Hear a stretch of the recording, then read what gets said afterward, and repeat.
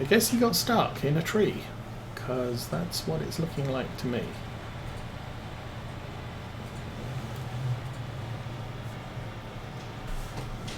Ay, ay, ay.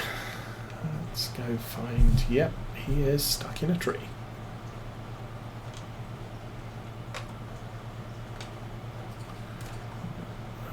Can I back this? Oh yeah, we can.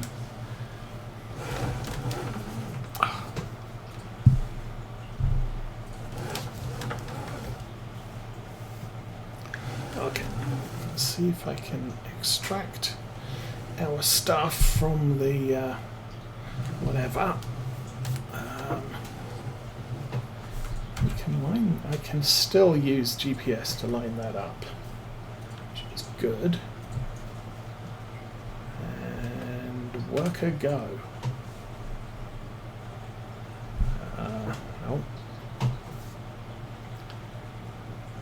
Some strange and unaccountable reason the worker did not engage there. Oh.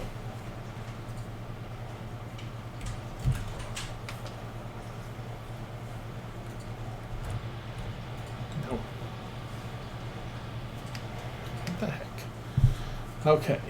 Is GPS turned off on this? No.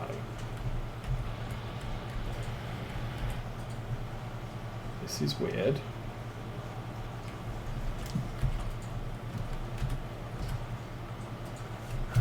Something strange is happening. Let's save because something strange is happening.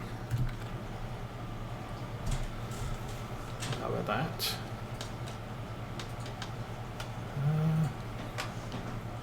Okay, worker is off. Turn the worker back on again. Now that I've got GPS disconnected, worker is doing work. Good. Worker. That's still lowered.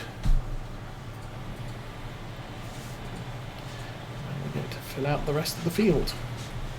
And the worker is going to be chasing us. The worker's going to make bad turns from now onwards, so we should not be any risk of the worker catching up to where we are.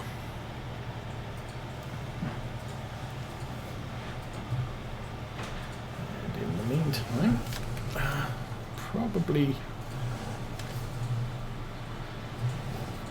just do this haphazardly.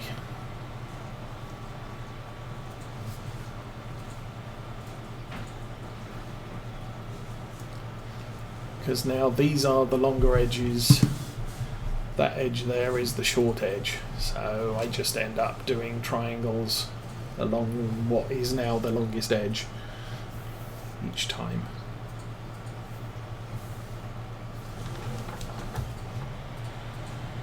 And about we go.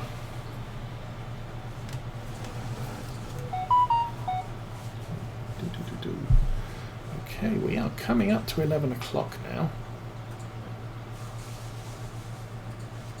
I have to go to the store today, which I really wasn't hoping to do.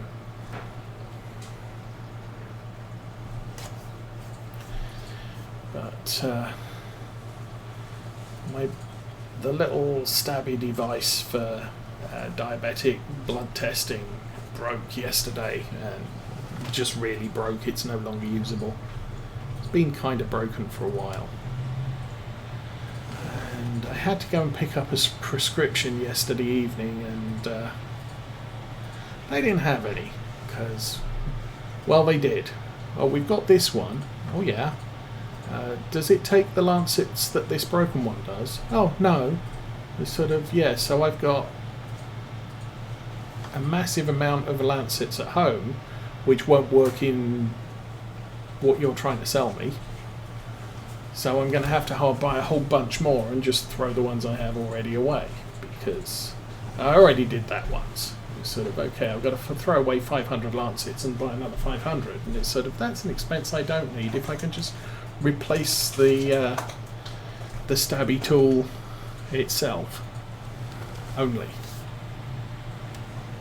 Okay, we are nearly done here. The cedar is... he made that run quick.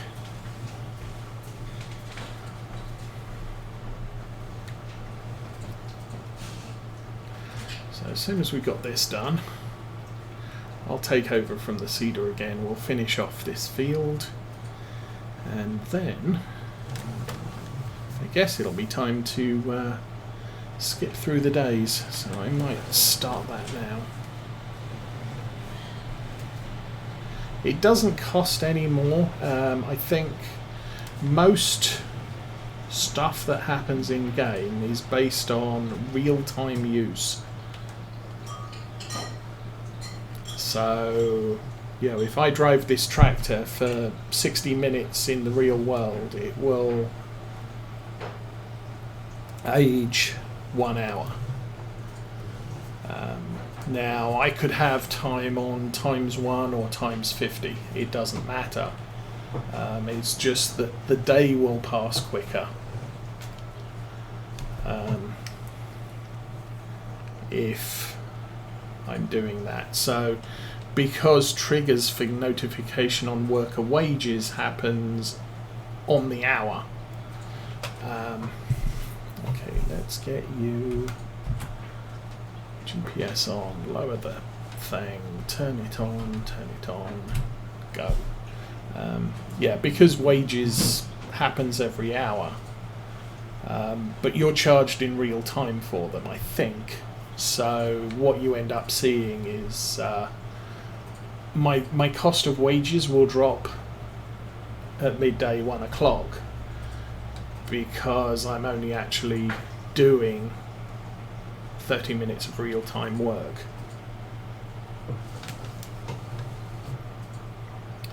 And for the most part, all these things are fairly normalized to work in real time, so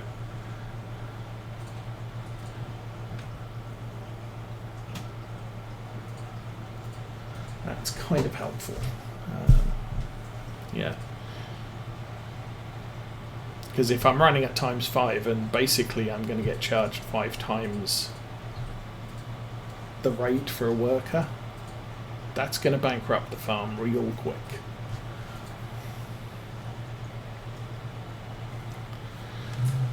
So, I'm going to have to do a headland here.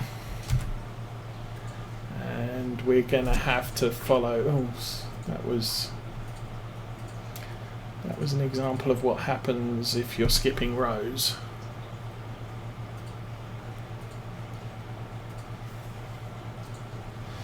Yes, I can do this. So the worker doesn't finish this edge. I can now run down the side of the field.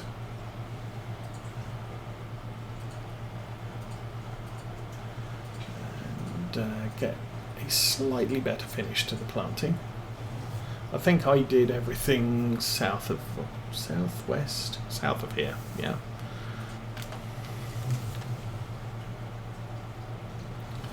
So that's okay.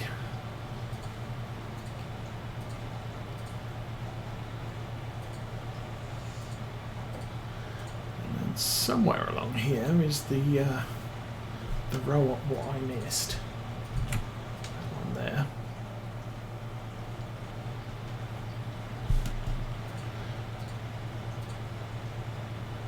And then again we'll have the headland across the top that needs to be finished as well.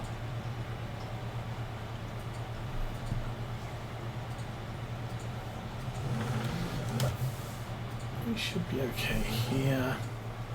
Run 2 rows, GPS on. That is a horrible parallel row, but it is what it is. I mean, one of the ways to get this to work a little bit better is wrong button, come back, is to pull up this. This is an auto width 39.37 feet. You could reduce it a little bit, so that there's a little bit more of an overlap per row. And then if you're slightly off at any point, that overlap will tend to compensate.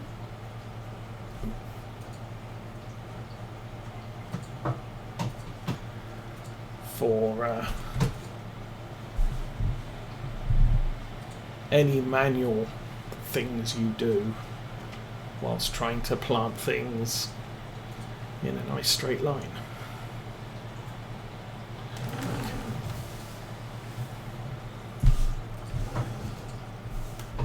Slow down. GPS on. That will swing around and we are good again. So again, we're ending up with this horrible triangle corner. So what I might do is just start running this a little bit more manually.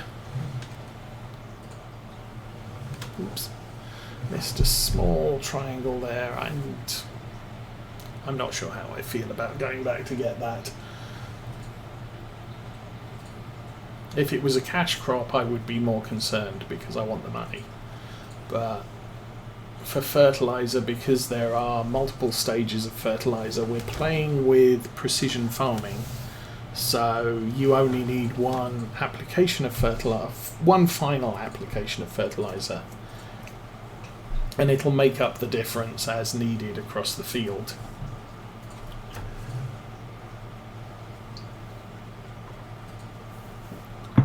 I can not be too much concerned about missing bits at this point.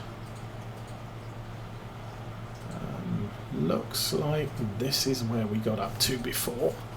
This is where I started off the worker, or the worker was running. So now we get to run back and complete the corner.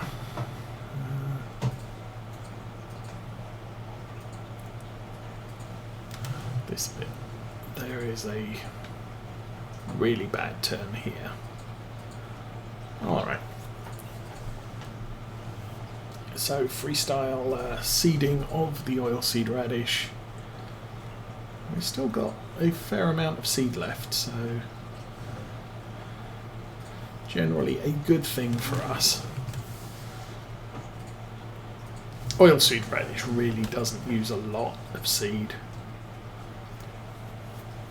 so we can probably plant.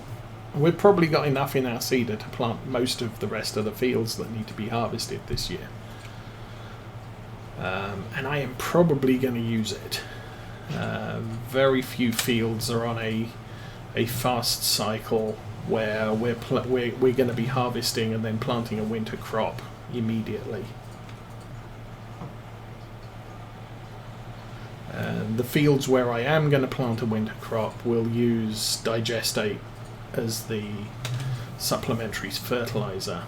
Where I'm leaving something to I'm harvesting in fall and then planting in spring, we'll put oilseed radish in the ground primarily for two cases. The first is that in real life it protects the soil,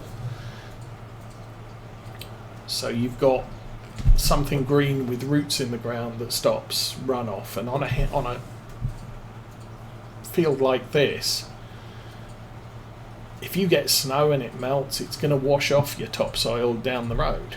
So actually, having something planted in the field will prevent that to a certain extent. So that's what we've just done here.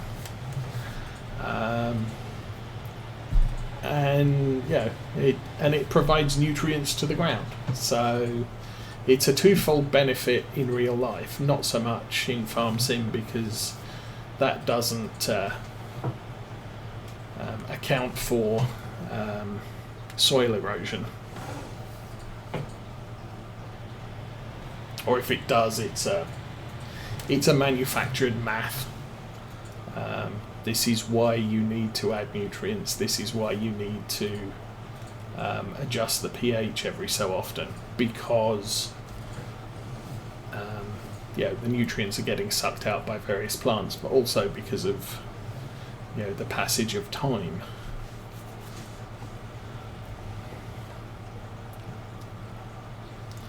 But that is a concern in real life. Obviously, flat fields, you're not quite so much concerned with runoff, but there are no flat fields on this farm.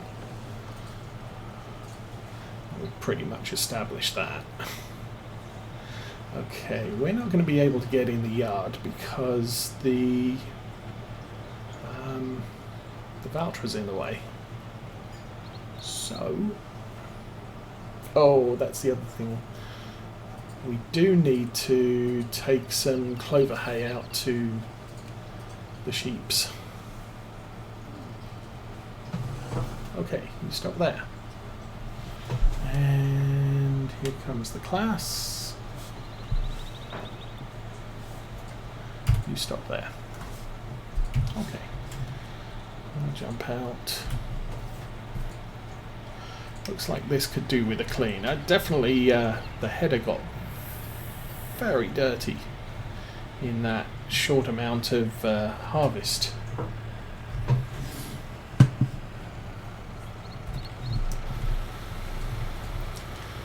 But we'll wash that down. Two PTOs on it. I know some headers you'll just have the PTO on this side and then mechanism to run power to the other side. Others you've got PTOs on both sides. And we'll give that a little spray because this has been out doing some field work up until now, and that's as far as we're going to get. So that's good enough. We're going to see if this fits in the shed. Obviously we just bought this yesterday. It's been out harvesting all yesterday and all today, so I haven't had an opportunity to see if this actually fits in the shed and whether I can park it in there. That's the other problem.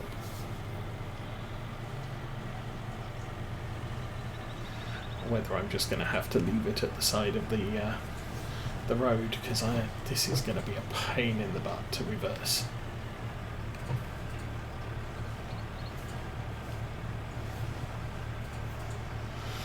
Okay, normally lives next to that short helianthus header, which we are also going to have to replace. Well, we don't have to, but really running a tiny helianthus header on a big giant combine, it's probably a good plan to replace that. Okay, how do I get this to go where I want it to do?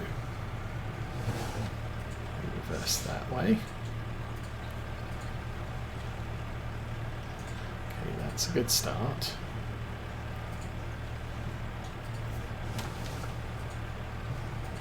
Now I want to get lined up with the oh, it's got a steering axle at the back. That's going to make this a nightmare.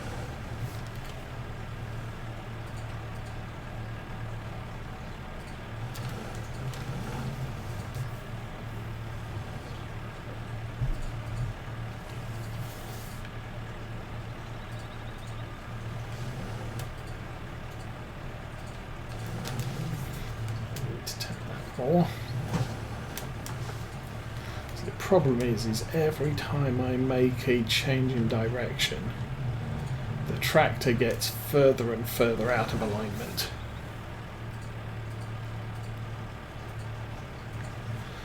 Compensating for what we're trying to do here.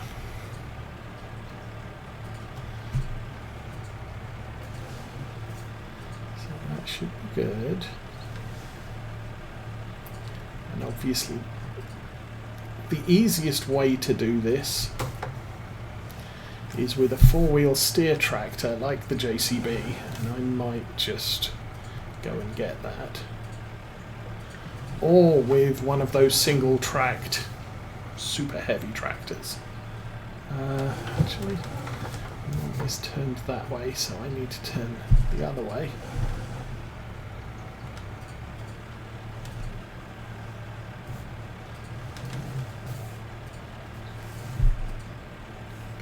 Yeah, this is a short tractor, so it's quite agile, but nowhere near as agile as something like a Lindner or a JCB, which do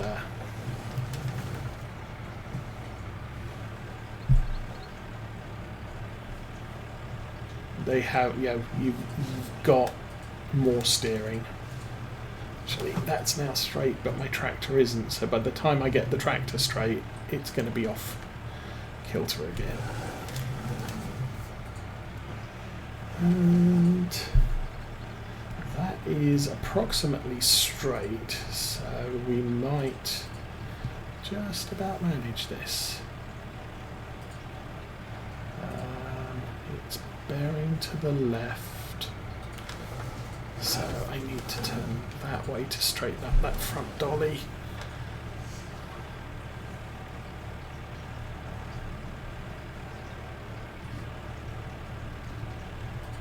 And keep going, keep going, keep going, keep going, keep going, and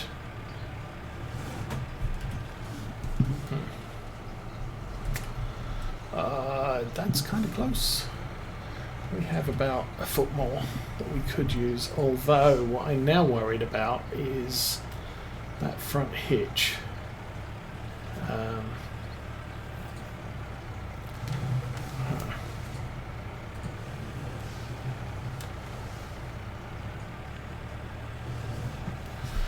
Could hit the pillar when we try and pull it out, so we've got to be very careful getting this thing out. That's about as close as we want to be. That is inside the shed, so not pretty, but hey, it's in. And for someone who isn't a professional driver, I call that a success. A success.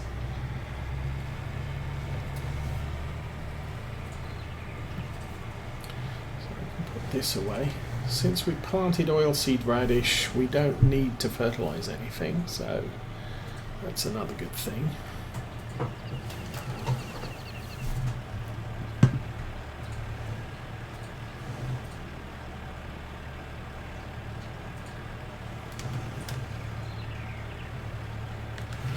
This shed was quite convenient in the past because we had the front tank, rear tank mounted sprayers, so that kit all fits in there quite nicely. Now we've kind of moved on to a hauled sprayer, so hello dog. Oh, you need food? There you go.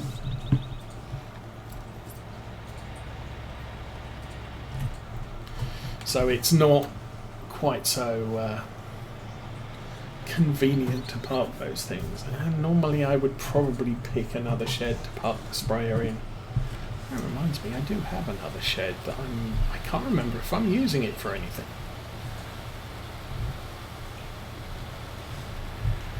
Okay, you're good. Drop that there.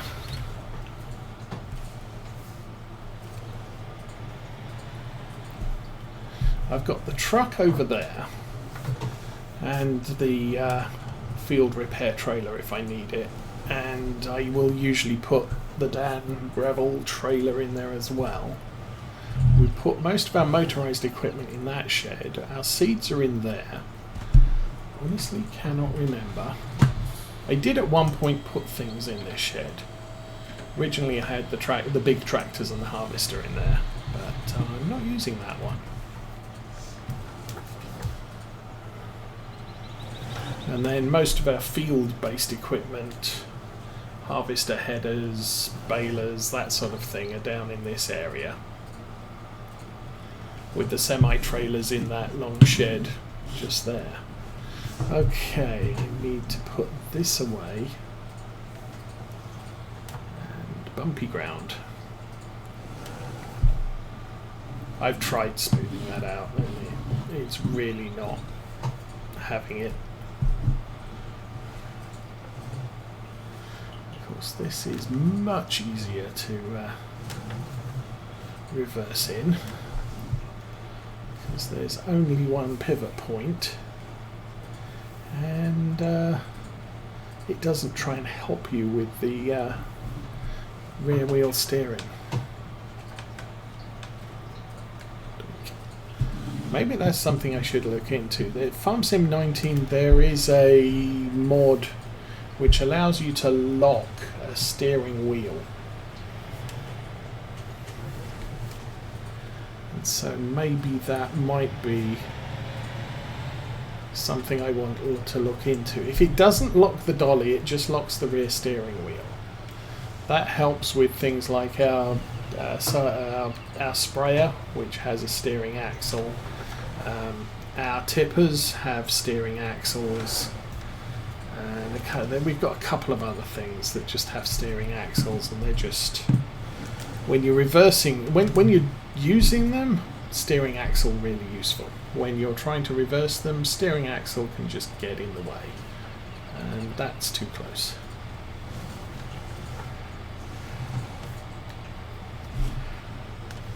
So I'm looking at this. We have room for another tractor. We have money, but not enough for another tractor. If I got another tractor, I would want, I'm not even sure.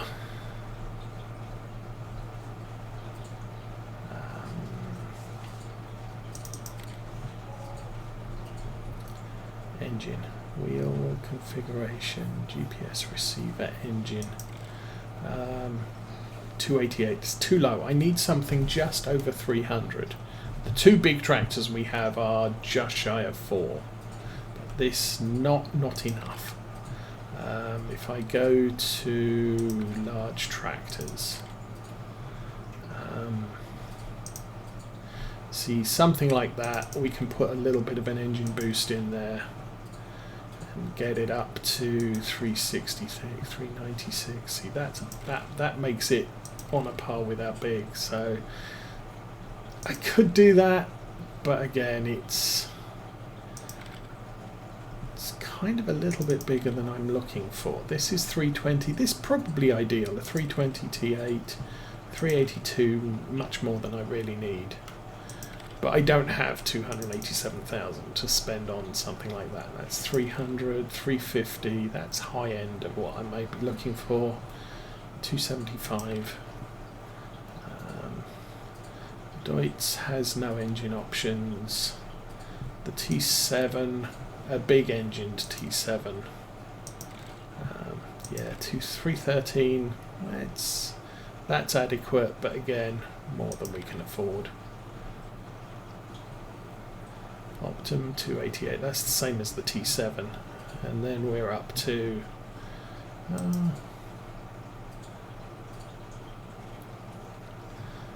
it's a little bit bigger than I'm looking for. That's way bigger than I'm looking for. And then you've got the Axion, which is 320. 920 is good. I'm not sure if the 800 is. Let's have a look on 800s.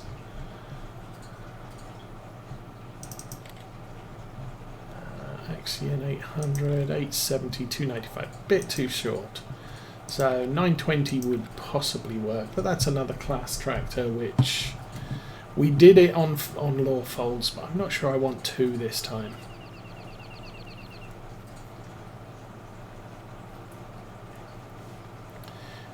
Let's get this thing up the hill.